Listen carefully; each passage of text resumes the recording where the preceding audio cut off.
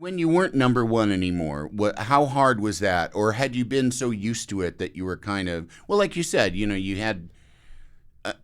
were giving yourself the permission to lose. Yeah. I mean, but was it still, was that still that kind of, fighting eye of the tiger thing? Yeah, I think that carried through, especially with that sort of second coming of my, not my skating, but the skating's popularity in the late 90s, early 2000s.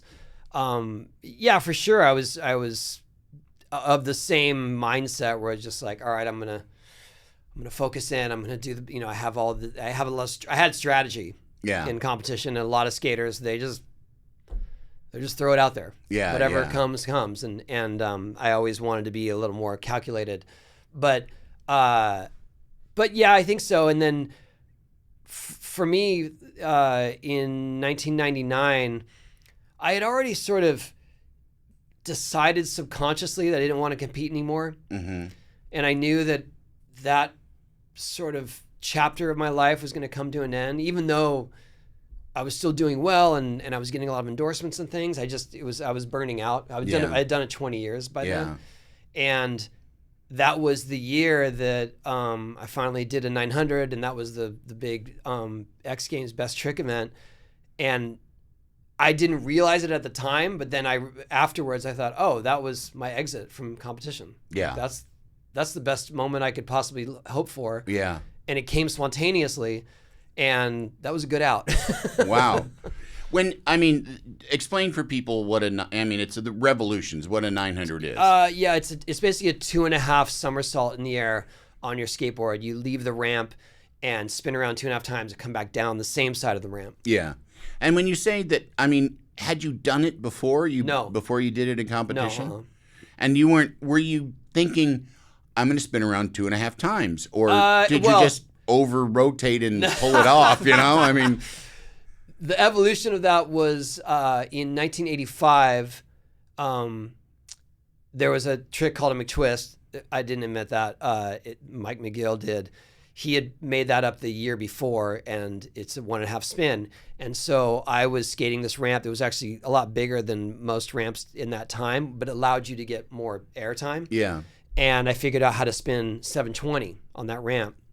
And then the next stage of that would be with the 900. But the 900 is a big step forward because you are blind to your landing zone twice. And that changes everything in terms of your comfortability and also just your spatial awareness. Like everything it just changes. Right. So, and your chance of being horribly injured too are very good. Yeah. So I started trying it a few years later, but I just couldn't figure out the right spinning technique. Mm-hmm. And then I would say somewhere around 1994, I started to get a little better at it and actively try. Yeah.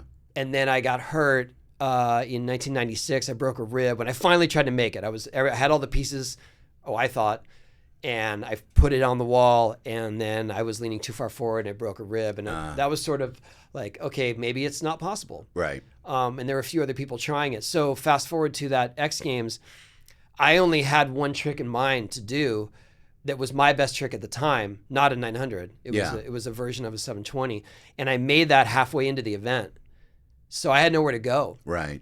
And then the on-site announcer who was a skater and knew my history was like, let's see one of those 900 attempts. He literally said that. And I thought to myself, oh man, like not that trick Sorry, again. rib. And then I tried it, and around my third or fourth attempt, I really tried it just to show the crowd what an attempt would look like. Yeah. And then somewhere around the third or fourth attempt, something clicked that I was getting a consistent spin. I was getting a consistent speed, and that had not happened before. It was usually like 1 out of 5 attempts were all systems go.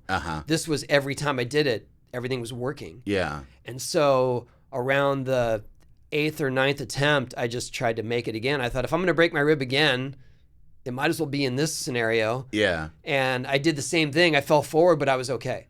I see. And so then on my next attempt, I figured out how to shift my weight more to my back foot mid-spin. Yeah. which was that was it. That was the tipping point. Yeah. And literally a tipping point. Yeah. And then when I came down, I fell backwards.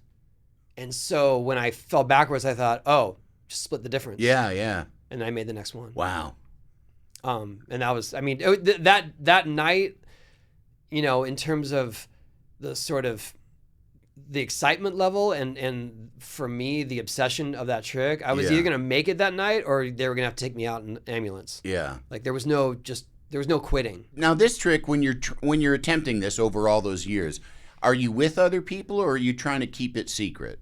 No, we were doing it I think that there's a false narrative that we were all trying it in secret. We're trying to be the first, and there were only, I mean, at the time there were only a handful of actual vert half pipes. Yeah. So the vert skaters were all skating. Yeah, we're all skating together, and there were actually other events that happened prior to X Games they had a 900 challenge at one event.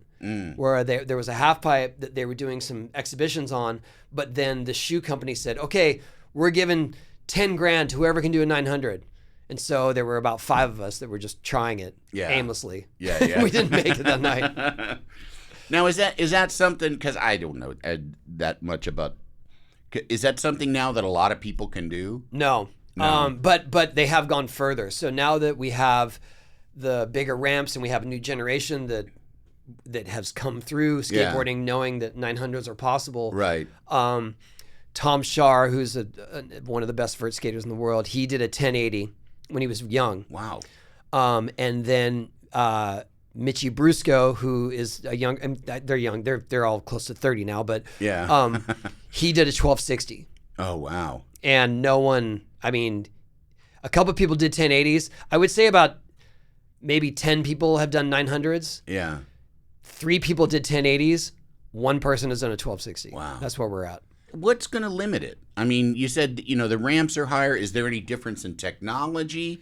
Or is it just people being brave enough to know that it's possible? Well, I think that have the mindset. I think that something comes with knowing that this is possible when you've already started. Yeah. That someone has already reached this goal, so you can get there. Mm-hmm. That's helped me in the past. Mm-hmm. But also that the resources, I mean, now you can try your first 900 into a foam pit. Lucky kids. Yeah. I didn't have any foam pits. I had hard concrete. You should hang around the foam pit and just tell those kids, you're a bunch of wusses. I tried to learn variations of the 900 into foam pits, but it didn't work out for me. In what way? You just... like a different grab. Yeah. Or different style of doing it. And even though I maybe could land one in the foam pit, I could never translate that to the actual ramp. I see.